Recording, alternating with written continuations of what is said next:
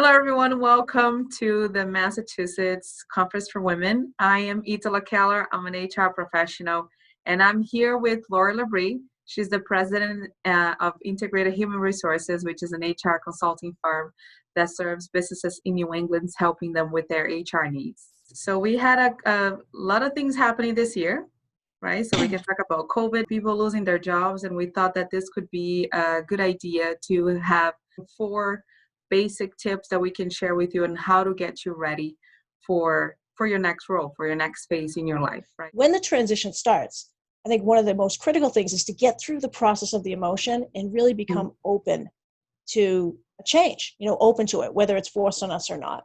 It's really important to remember it's business, it's not personal. I think a lot of times when the transition happens to us, or even if we make the choice because we're kind of forced to make the choice, it's hard on us. There's a lot of emotion to it. It's a loss. We have to go through the full life cycle of grief and through everything. And I think the key thing is to not burn bridges on the way out.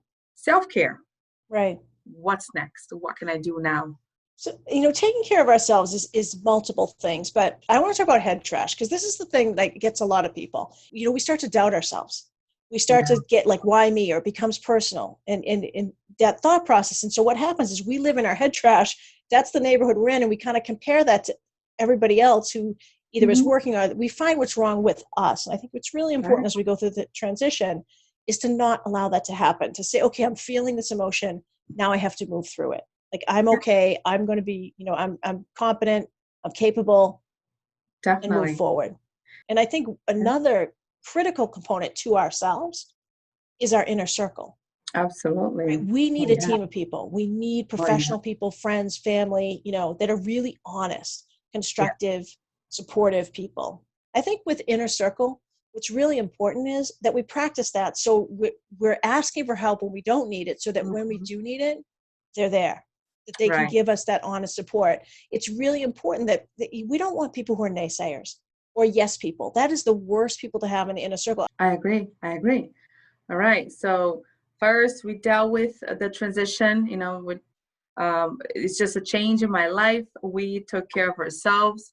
We have a group of people that can help us. We have a support system.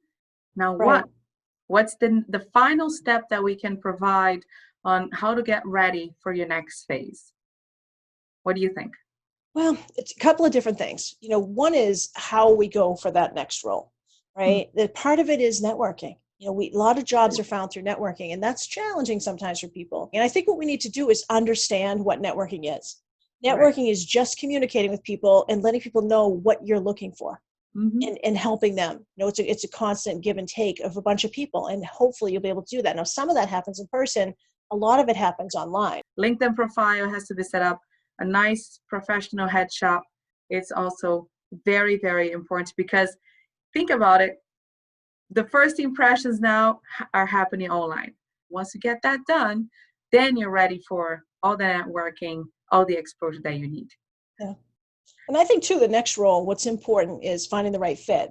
So when I interview, I always ask 3 questions, and they're really open-ended questions. And so what I would suggest that every person does is they ask themselves these 3 questions, and the answers will tell you with really what that next fit is. The first question really is, tell me about the best boss you've ever had and why. Yeah. And if you think about the answer to that question, that's what you want, right? And I say, tell me about the best team you've ever worked with and why. Yeah. And if you think that through, you think about who you want to interact with. And the last is, tell me about the best environment you've ever worked in and why. And if you take a step back and answer those questions, that's really the blueprint for where you want to go next.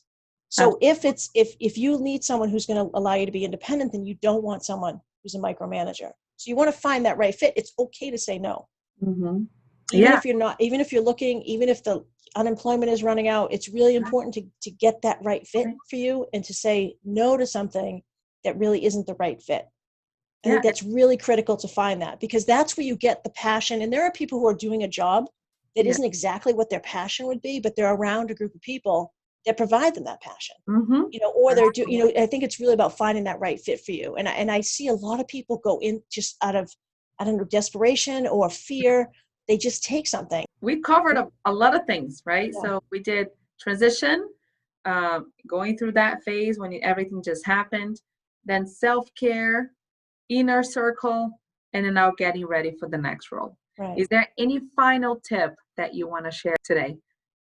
I think we need to ask for an acceptable wage. Yeah. We have laws. If you're in Massachusetts, we have laws to protect wages based on gender. But I think the reason why we're in this spot partially is because women don't ask for the right wages. Right. They accept whatever it was. So I think do research on wages and ask for those wages. It's uncomfortable to ask for what you think is an inappropriate amount, but it's the right thing to do for you, for your family, for your career. Thank you, Laurie, so much for your time. Thank you. And I hope everything goes well for integrated HR. All right. And have a great day. Good luck to everybody. Thank you. Bye-bye.